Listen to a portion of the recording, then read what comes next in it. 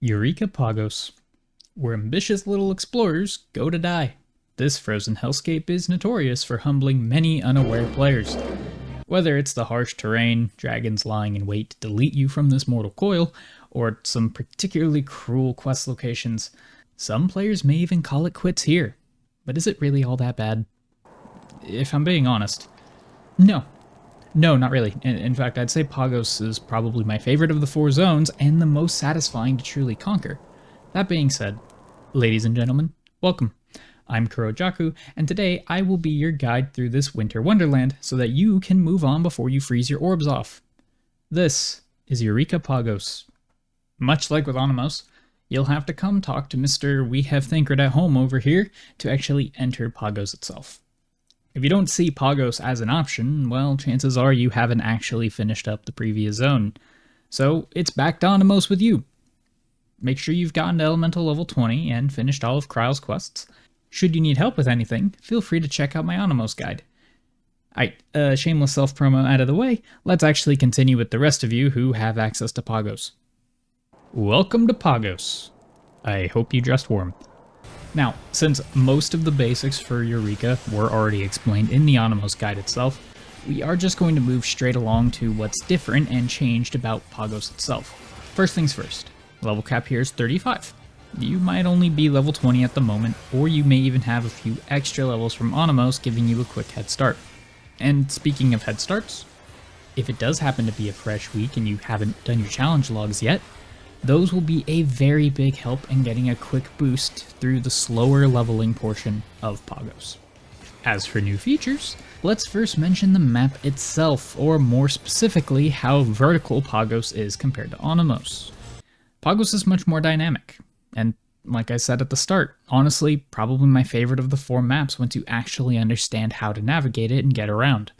For those of you who did not know already, you can't actually die from fall damage in Final Fantasy XIV as long as you are not in combat when you fall off the ledge.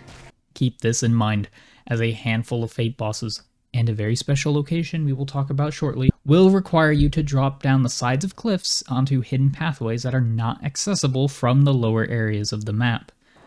Another thing to note, if you are slow walking while falling, you will not make any sound when you land. And why would sound matter, you ask? Dragons, my friend.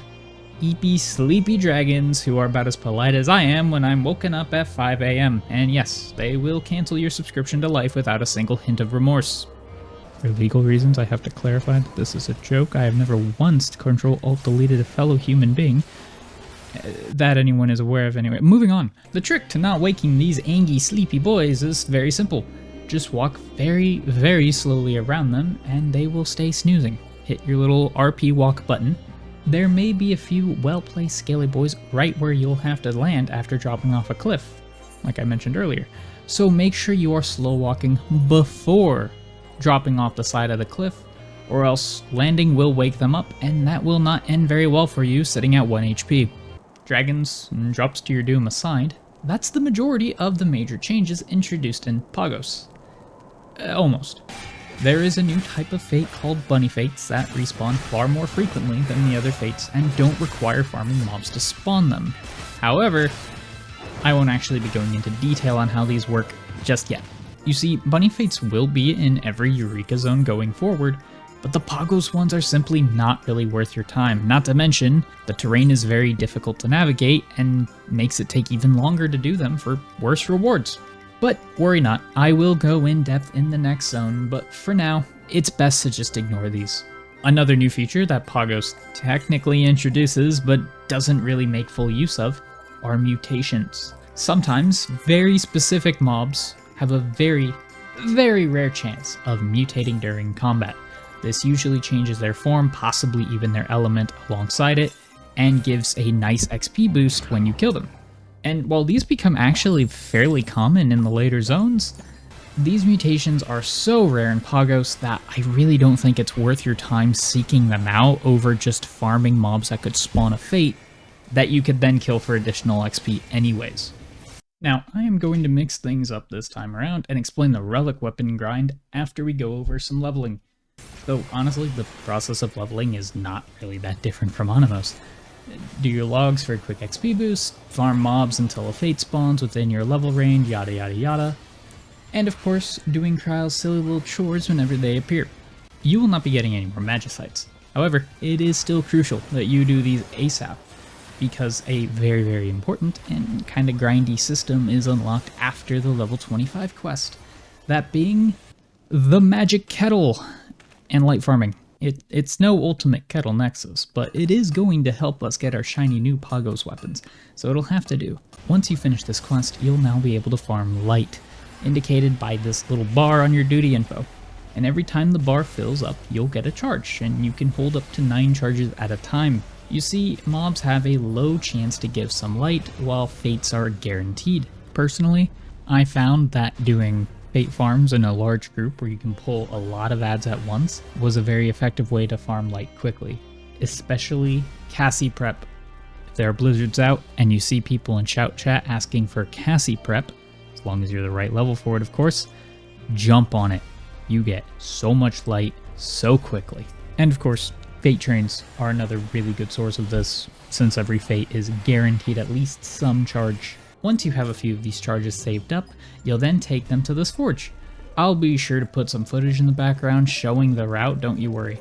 This will give you a frosted protein crystal, one of the 2 different materials you will need for your relic. You will need 31 of these frosted crystals per relic, along with 500 Pagos crystals, which are dropped from fates around Pagos, and 5 Lohi eyes, dropped from the final boss fate Lohi. You'll get 2 per kill, so you'll either be killing him 3 times or visiting our birdwatcher friend we talked about in the last video. And that's honestly about it when it comes to Pagos. It really is just Anemos, but slightly more challenging.